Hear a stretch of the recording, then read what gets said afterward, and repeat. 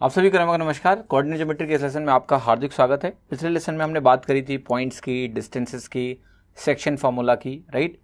आज हम थोड़ा सा कुछ छोटे छोटे एक्सप्रेशंस हैं जो आपके लिए काफ़ी इंपॉर्टेंट है, उनकी बात करेंगे। सबसे पहले देखिए, अगर कोई ट्राइंगल आपको दिया हुआ है, let's say you are given a triangle, और इस ट्राइंगल के मैं कोऑर्डिनेट आपके सामने लिख रहा हूँ कि लेट्स से ये कोऑर्डिनेट आपने बोला कि x1 y1 है, ये कोऑर्डिनेट आपका x2 y2 है, और ये कोऑर्डिनेट आपका x3 y3 है, लेट्स से। और आपसे यहाँ पर मैंने ये पूछा लेट्स से कि जो सेंट्रॉइड होगा, सेंट्रॉइड जिसको जी से डिनोट करते हैं, आप सेंट्रॉइड को जानते हैं, ये गुरुत्व केंद्र होता है। तो ये जो सेंट्रॉइड है, सेंट्रॉइड जो मिलता है मीडियंस के इंटरसेक्शन से, है ना, मीडियंस के इंटरसेक्शन से, यानी इस लाइन को अगर मैं ऐसे आगे बढ़ा दूँ यहाँ पर, इस लाइन को अगर मैं आगे बढ़ा दूँ तो यहाँ मिलेगा, और ऐसे ही इस लाइन को अगर मैं आगे बढ़ा दूँ तो ये यहाँ मिलेगा। तो ये मीडियंस का इंटरसेक्शन हुआ। इस पॉइंट को आप बोल दो ए बी, यहाँ पर आपका हो गया सी, और ये हो गया आपका simply A D E F, ऐसे मिलेगा। तो मीडियन का इंटरसेक्शन जो देगा जी पॉइंट, अब जी पॉइंट का जो कोऑर्डिनेट होगा एक्स और वाई, वो कैसे आता है देखिए। तो देखिए ये वैल्यू क्या होती है आपकी, सिंपल है, बहुत आसान है, इनको ध्यान रखना। x1 plus x2 plus x3 लिखो, बाई 3 करो आप, और यहाँ पर आपको क्या लिखना है, यहाँ पर आपको लिखना है x1, तो हो गया ना, y1 पे आ जाएंगे तो ये हो जाएगा आपका y1 plus y2 plus y3 divided by 3। That is what the centroid is. अगर आपको इसको इंटरेस्ट है कि भाई मुझे प्रूफ करके दिखाओ कि ऐसा क्यों है, ठीक है, तो ये इतना मुश्किल नहीं है। सेक्शन फार्मूला लगेगा 2 बार, मैं आपको प्रोसेस बताता हूँ क्या होगा। देखो पहली बात तो आप इसका कोऑर्डिनेट लिख सकते हो डी का, क्योंकि आपको पता है ये दोनों बराबर हैं, तो ये 1:1 हुआ। सेक्शन फार्मूला यूज़ करके आपको पता है कि मिड पॉइंट कैसे लिख सकते हैं। मिड पॉइंट बन जाएगा ये आपका x2 plus x3/2, x coordinate, y coordinate आपका हो जाएगा y2 प्लस y3/2, ठीक है। अब फिर से एक बार सेक्शन फार्मूला लगाना है इस नॉलेज के साथ कि ये 2:1 है। तो अगर 2:1 है तो अगर मुझे x कोऑर्डिनेट लिखना है तो आप कहोगे ये हो जाएगा twice of this, twice of x2 plus x3, ठीक है, प्लस 1 टाइम x1 बनेगा आपका, इधर जाएगा 1 टाइम x1 बनेगा। आपको फॉर्मूला पता है कैसे होता है कि twice of this x2 plus x3/2 plus 1 time x1 divided by 3। आप देखो ये कैंसिल हुआ, आपको क्या मिला, x1 plus x2 plus x3/3। Similarly अगर आप y निकालोगे तो आपको मिल जाएगा y1 plus y2 plus y3/3।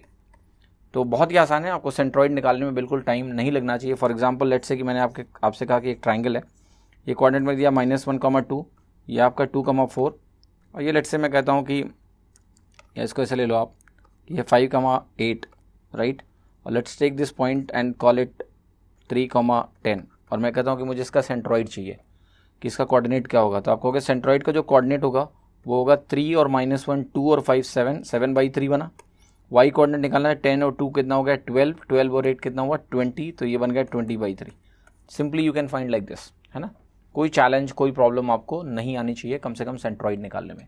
Easily you can find centroid. अगर आपको कोऑर्डिनेट प्रोवाइडेड है तो आप सेंट्रॉइड को तो धड़ल्ले से तुरंत लिख सकते हो, आपको कभी कोई प्रॉब्लम नहीं आनी चाहिए।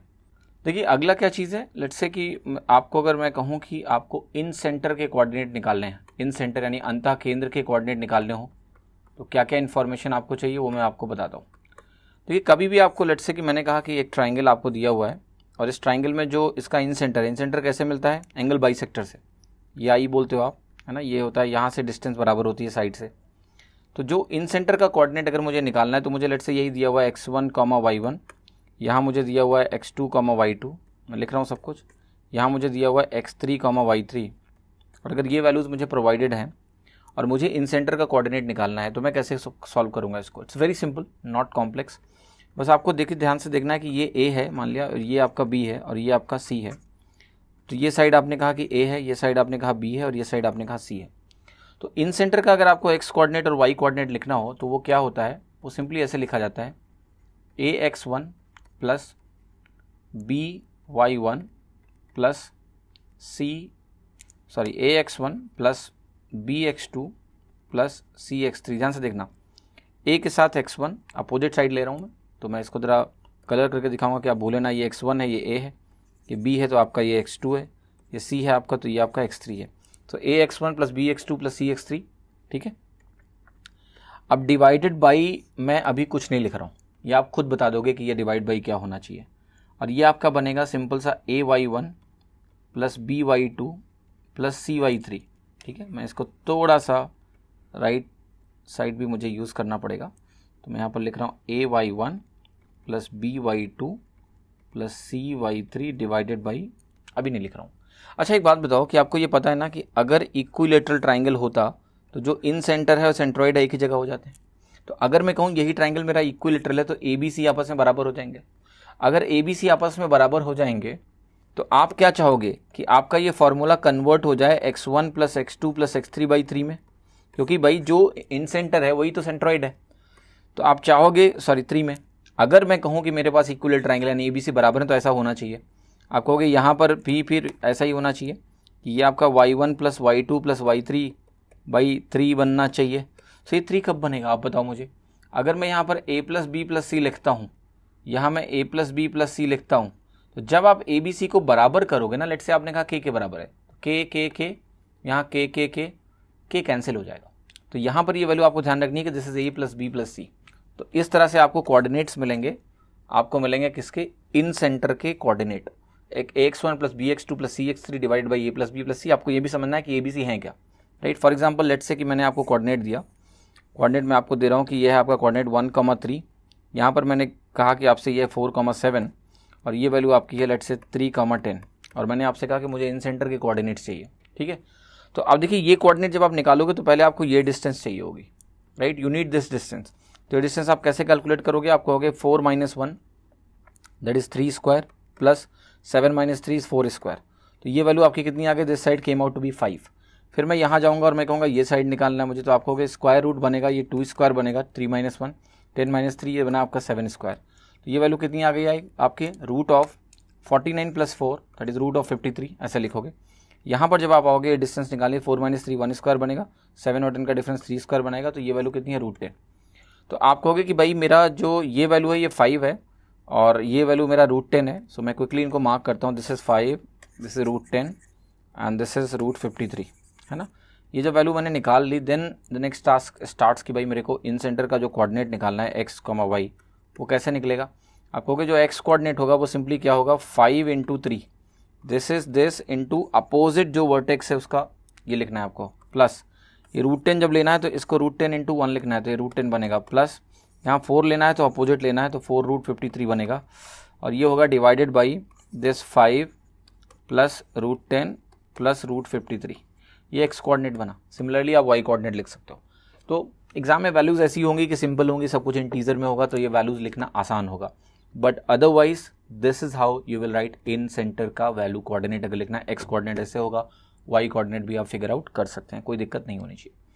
एक और इम्पॉर्टेंट पॉइंट है, अगर हम बात करते हैं लेट्स से कि त्रिभुज की, ट्राइंगल्स की बात कर रहे हैं और ट्राइंगल्स में लेट्स से हमें एरिया लिखना है, तो ये मैंने लिखा x1 y1, ये मैंने लिखा x2 y2 और ये मैंने लिखा आपसे x3 y3, ठीक है। सो देखिए एरिया निकालना कोई इतना मुश्किल काम नहीं है। आप कहोगे कि मैं सिंपल सी, कई तरीके हैं इसको निकालने के, आप कहोगे सारी साइड्स निकाल सकता हूँ मैं, डिस्टेंस फार्मूले से साइड्स निकल जाएंगी और फिर मैं क्या करूँगा, हीरोज फार्मूला लगा सकता हूँ, that is one way out. बिल्कुल आप पता कर सकते हो, कोई दिक्कत नहीं है, right. But again that will be complex और नॉट। तो देखते हैं कि कोऑर्डिनेट सिस्टम में त्रिभुज का एरिया निकालने का क्या कोई शॉर्ट तरीका है। तो देखिए इसका शॉर्ट तरीका ये है सिंपली कि आपको पहले ध्यान रखना है ये हाफ, फिर आपको ये ध्यान रखना है कि अगर मैं x1 कोऑर्डिनेट पकड़ता हूँ, अगर मैं x1 पकड़ता हूँ, देखना ध्यान से, मैंने x1 को पकड़ा तो अब मैं क्या करूँगा, I will pick up y2 and y3, मतलब जिसका मैंने x कोऑर्डिनेट पकड़ा है, एक्सेंशियली ऐसे ध्यान रखो 1 2 3 जाना है, 1 2 3 जाना है तो x1 होगा तो यहाँ y2 माइनस y3 आएगा। सो 1 2 3 है लेकिन x1 का 1 है, बाकी का 2 और 3 है। फिर x2 जाओगे, x2 के साथ y का 3 और 1 आएगा, फिर आप x3 जाओगे, x3 का आपका y1 माइनस y2 आ जाएगा। साइक्लिक है, it's not difficult to remember, very easy to remember. x1 into y2 minus y3, x2 into y3 minus y1 plus x3 into y1 minus y2। इससे आपको triangle का area मिल जाएगा। You will get area of any triangle, जो आपको figure out करना है आप कर सकते हो। तो देखिए ये ध्यान रखिएगा आप, और जहाँ पर आपको x1 x2 x3 y1 y2 y3 जो भी है साइन के साथ रखना है, मतलब जो भी कोऑर्डिनेट होंगे वो वैल्यूज यहाँ पर डालनी है। अब देखिए यहीं से एक बड़ा इंटरेस्टिंग कॉन्सेप्ट निकल के आएगा। देखिए 3 पॉइंट कोई ज़रूरी नहीं है कि हमेशा ट्राइंगल ही बनाएंगे।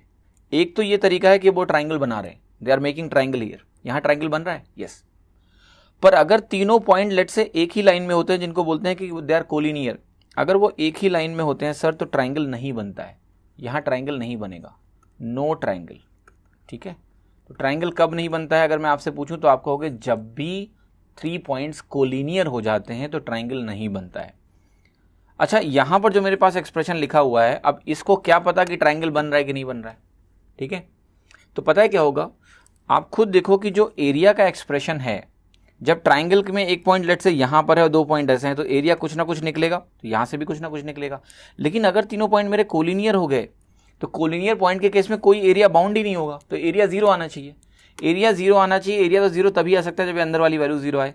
तो यहाँ पर एक चीज़ और ध्यान रखना जो काफ़ी इंटरेस्टिंग है, कि अगर हमसे ये लेट से बोल दिया जाए कभी कि 3 पॉइंट हैं वो कोलिनियर हैं और कोई एक वेरिएबल इंट्रोड्यूस कर दे, वो थर्ड क्वाड्रेंट में बोल दे यहाँ के है, बाकी सारी वैल्यू दे दे, बोले के की वैल्यू निकाल दो, कुछ ऐसा हो सकता है। कोलिनियरिटी का मतलब है ये ब्रैकेट 0 हो जाएगा, एरिया बाउंडेड 0 होना चाहिए। यानी मैं यहाँ पर लिख देता हूँ कि अगर 3 पॉइंट्स कोलिनियर हैं, 3 पॉइंट्स अगर मेरे कोलिनियर हैं, उनके कोऑर्डिनेट मुझे पता हैं, if I know the points और उनके कोऑर्डिनेट मुझे मालूम है, तो उनका जो आपका रिलेशन बनेगा वो बनेगा x1 into y2 minus y3 plus x2 into y3 minus y1 plus x3 into y1 minus y2, ये मस्ट बी 0। तो आपको करना क्या है कि इस कंडीशन को यूज़ करना है, जो भी एक वेरिएबल होगा उसको आप निकाल सकते हो। That's logical, perfectly logical, area bounded 0 होगा and no confusion at all. तो यहाँ से आपको 3 चीज़ें मैंने बताई इसमें, बेसिकली सेंटर्स बताए, एक तो बताया आपको गुरुत्व केंद्र, that is centroid, then I told you incentre का एक्सप्रेशन, फिर मैंने आपको बताया ट्राइंगल का एरिया का एक्सप्रेशन, और फिर क्या बताया आपको मैंने कि कोलिनियर 3 पॉइंट कब होंगे। तो इन पे बेस्ड क्वेश्चन आ सकते हैं, be ready for it so that you don't suffer in the exam. Thank you so much.